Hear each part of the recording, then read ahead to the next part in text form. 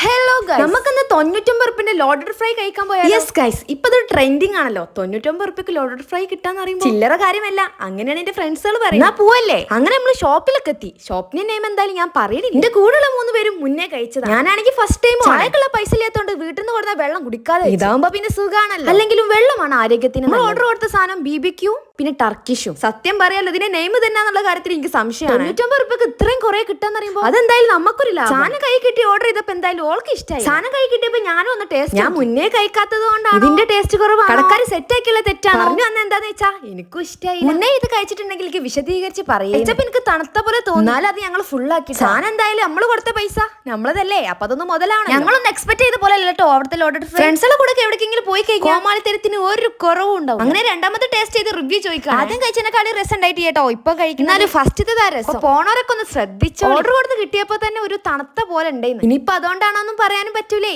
99 അല്ലേ, അപ്പൊ ഇത്ര ടേസ്റ്റ് ഉണ്ടാവുള്ളൂ. അങ്ങനെ പിന്നെ വാക്കുമാറി ഫ്രണ്ട്സുകൾ പറയാൻ. ഇനിയിപ്പോ ചില്ലറില്ലാത്തോണ്ട് 2 രൂപക്ക് മിഠായും തരും. അപ്പൊ ലാഭം ഓർക്ക് തന്നെ. അപ്പൊ ഇത്ര